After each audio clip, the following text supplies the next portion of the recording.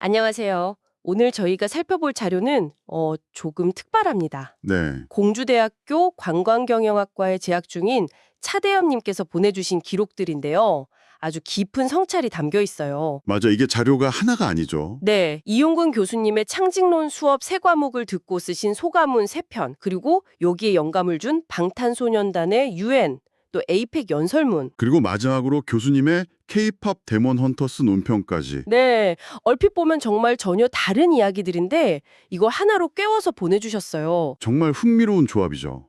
이 자료들을 하나씩 읽어보면요. 차대엽님이 계속 스스로에게 질문을 던지는 게 보여요. 어떤 질문이죠? 바로 어떻게 해야 주변에 흔들리지 않고 나만의 길을 갈 수 있다는 확신을 얻을까 하는 질문이요. 아, 누구나 한 번쯤은 해보는 고민이네요. 그렇죠. 그리고 여러 자료를 거치면서 그가 찾아낸 답은 바로 자신이 마주한 어려움과 고통, 그걸 스스로 극복하는 과정 안에 답이 있다는 거였습니다. 와, 개인의 고민에서 시작해서 세계적인 아티스트의 메시지로 또 우리 문화의 원형으로까지 생각이 뻗어나가는 여정이군요. 네, 맞습니다. 좋습니다. 그럼 이 지적인 탐험 한번 제대로 따라가 보죠. 모든 생각의 출발점이었던 창직론 수업 이야기부터 시작해 볼까요? 네, 차대엽 님이 스마트 관광, 의료 관광, 그리고 웰리스 관광 이렇게 세 가지 다른 창직론 수업을 들었어요. 네네. 각각의 소관문이 다루는 주제는 다른데 결국 하나의 핵심을 향하고 있다는 점이 굉장히 인상 깊더라고요. 하나의 핵심이요. 단순히 관광상품 만드는 법을 배운 건 아닐 텐데요. 그럼요.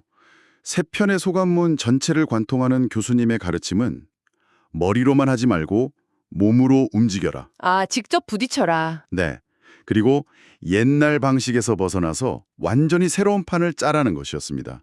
이건 지식이 아니라 태도에 대한 이야기죠. 태도에 대한 이야기. 특히 그 스마트 관광 창직론 소관문에서 이 지점이 명확하게 드러나요. 스마트 관광이면 보통 AI나 앱 같은 그런 기술을 떠올리게 되는데요. 맞습니다. 대부분 그렇게 생각하죠. 근데 차대엽님은 기술을 넘어선 파괴적 혁신에 주목을 했어요. 파교적 혁신이요. 네. 예를 들어서 한국이 HBM, 그러니까 AI 반도체 핵심 부품 시장을 거의 독점하면서 기술의 판을 바꾸고 있잖아요. 아, 네네, 그쵸. 마치 그런 것처럼 관광 분야에서도 남들이 따라할 수 없는 그런 압도적인 혁신이 필요하다는 걸 깨달은 거죠. 단순히 기존 관광에 기술을 좀 덧붙이는 수준이 아니라 아예 게임의 룰을 바꾸는 걸 말하는 거군요. 바로 그겁니다. 소감문에 놓은 한 미국 재벌 CEO 이야기가 딱 그 사례 같아요. 아, 그 50조 원짜리 배터리 공장 투자를 접었다는 그 이야기요. 네, 맞아요. 그 CEO가 한국 바이오 산업에 투자하기로 결정하잖아요. 한국의 AI 진단 시스템이랑 나노 면역 정화술 덕분에 생명을 구한 뒤에 이런 말을 하죠.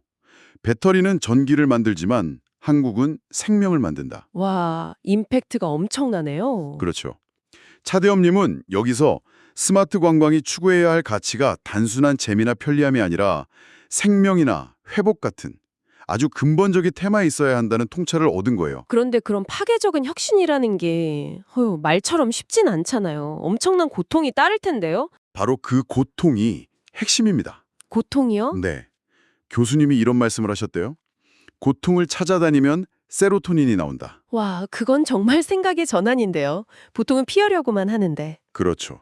역설적으로 의식적인 불편함과 힘든 과정을 극복할 때 뇌에서 오히려 행복과 평온함을 주는 세로토닌이 분비된다는 거죠. 힘든 과정이 나를 좌절시키는 장애물이 아니라 오히려 나를 더 단단하게 만드는 성장 촉진제로 볼 수 있다는 거네요. 맞습니다. 차대엽님은 바로 그렇게 해석한 거예요. 그리고 이 힘든 과정을 버티게 해주는 내면의 힘이 바로 소신이라고 말합니다. 수신. 네. 웰리스 관광 창직론 소감문에서 이 소신에 대한 이야기가 깊어져요. 소신이 없으면 주변의 얄팍한 흐름에 휩쓸려서 그냥 이리저리 휘둘리는 삶밖에 안 된다는 아주 뼈아픈 지적을 하죠. 그럼 그 소신이라는 건 어떻게 키울 수 있는 건가요? 느림의 미학을 통해서요. 소감문에 이런 구절이 나와요. 빨리 가면 길을 잃는다.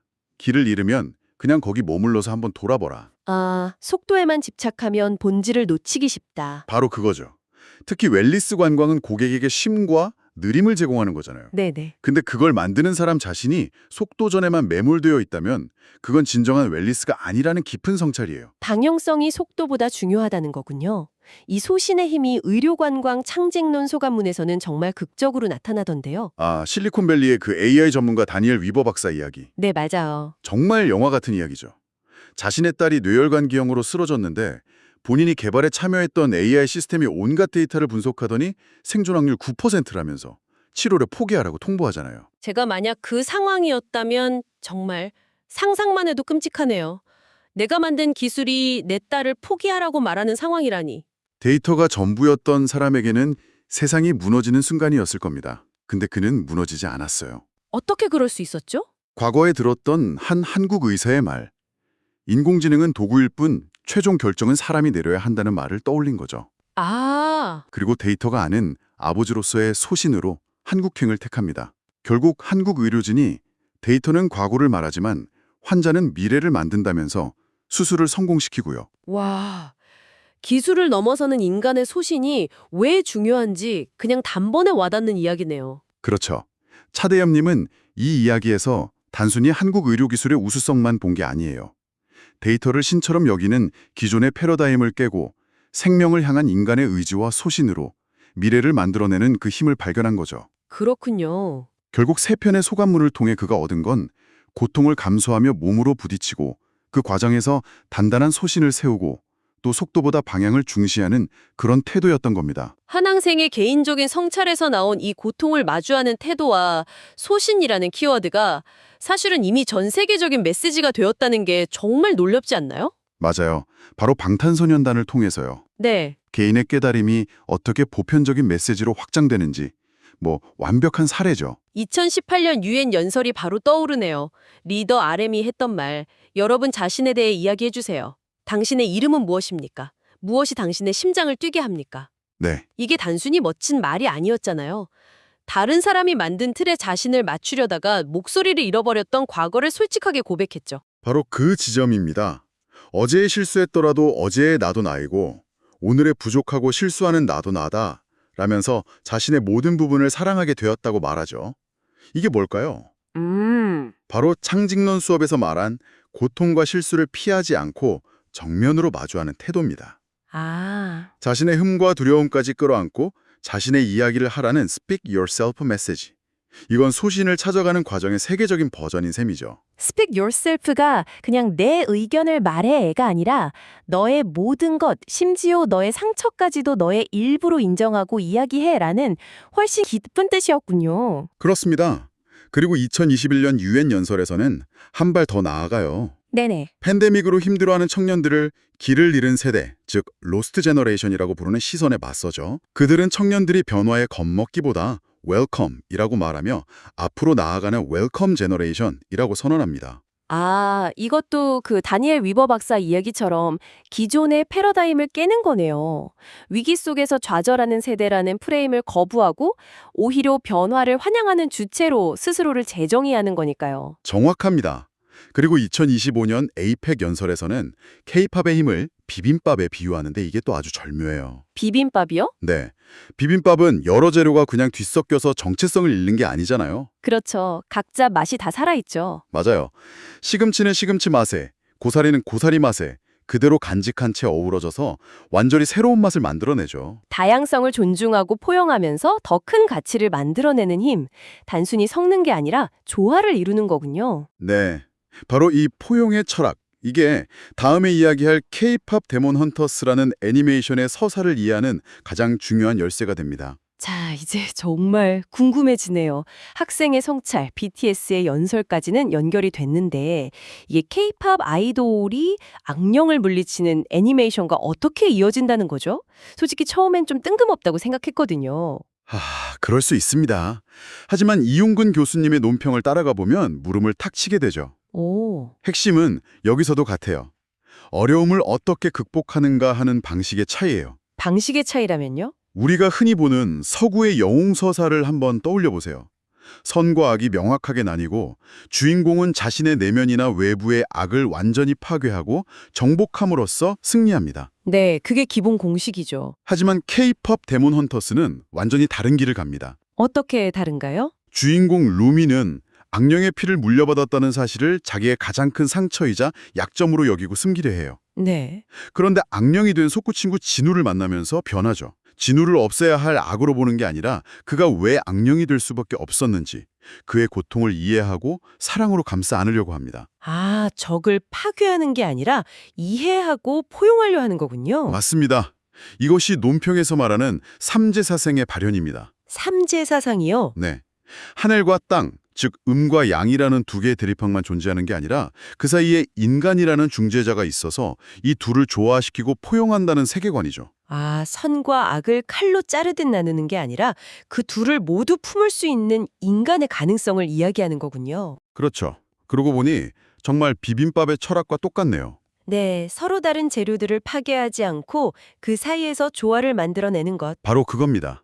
그리고 이것이 한국 문화 저변에 흐르는 독특한 극복의 DNA와 연결이 돼요. 극복의 DNA요? 네, 우리는 억울한 슬픔과 고통, 즉 한이 있을 때 그걸 복수심으로 키우거나 묻어두지 않잖아요. 그렇죠. 오히려 그 한을 풀어내서 모두가 함께 더 잘 살자는 해원상생의 에너지로 승화시키려 하죠. 루미와 진우의 개인적인 트라우마가 결국 세상을 구하는 힘의 원천이 되는 것처럼요. 와, 자신의 가장 큰 약점과 고통을 정면으로 마주하고 그걸 없애는 게 아니라 끌어안음으로써 더 큰 힘을 얻는 서사. 듣고 보니 Speak Yourself의 또 다른 모습이라는 생각이 드네요. 정확히 보셨습니다. 루미가 마지막에 자신의 몸에 새겨진 악령의 문양을 더 이상 부끄러워하거나 숨기지 않아요.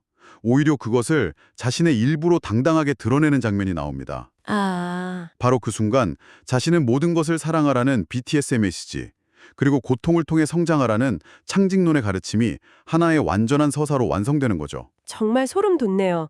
차대엽님의 개인적인 성찰에서 시작된 이야기가 BTS라는 세계적인 현상을 거쳐서 결국 우리 문화 깊숙한 곳에 잠재된 서사와 맞닿아 있었던 거군요. 네, 오늘 우리가 따라온 이 여정은 하나의 진실을 보여줍니다. 나만의 길을 가겠다는 확신은 어려움을 피하고 약점을 숨길 때가 아니라 오히려 그것을 정면으로 마주하고 나의 일부로 끌어안을 때 비로소 얻어진다는 것. 네. 한 개인의 고통 극복 서사가 공동체를 치유하고 나아가 세계인의 공감을 얻는 희망의 메시지가 될 수 있다는 가능성을 확인한 셈입니다. 차대엽님의 이 깊이 있는 탐험은 우리 모두에게 중요한 질문을 던지는 것 같습니다. 상대를 정복하고 파괴하는 방식이 아니라 포용하고 아픔마저 에너지로 승화시키는 이 한국적인 극복의 방식이 지금 이 시대에 왜 그토록 많은 사람들에게 큰 울림을 주는 걸까요?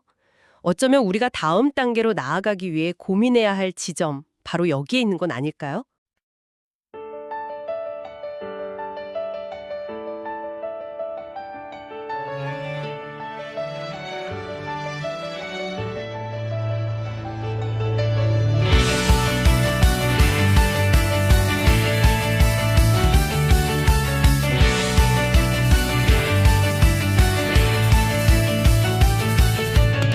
숨막히는 초연결 혁신 AI 패권 경쟁 시대 최첨단으로 무장해도 모자랄 판에 우린 낡은 지도에 머물러 있네. 과거의 아니람은 고차별을 경고하는 사이렌, 세상이 멈춘 듯 길을 잃은 듯 방황하던 순간들, 데이터 지상주의가 희망을 꺾던 차가운 통보, 잎을 새는 가능성에도 굴하지 않고 도전했던 시간들, 단기성과만을 쫓아 이리저리 휘둘리는 인생은 삶의 새 옷신을 잃고 나의 본질에서 멀어지게 했네. 하지만 이젠 깨달았네. 머리로만 사는 삶은 가짜. 내 스스로를 능력 있다고 과대평가하지 마라. 먼저 굳건한 소신이 있어야 나의 길을 갈 수 있고 내면의 문이 열리리. 이젠 가면을 벗고 타인의 조언보다 스스로 판단할 때, 답답할 땐 그냥 산을 타는 것, 그 원초적 해방감을 느껴라. 그 시대의 패러다임을 깨고 나와 새로운 시도를 멈추지 마라.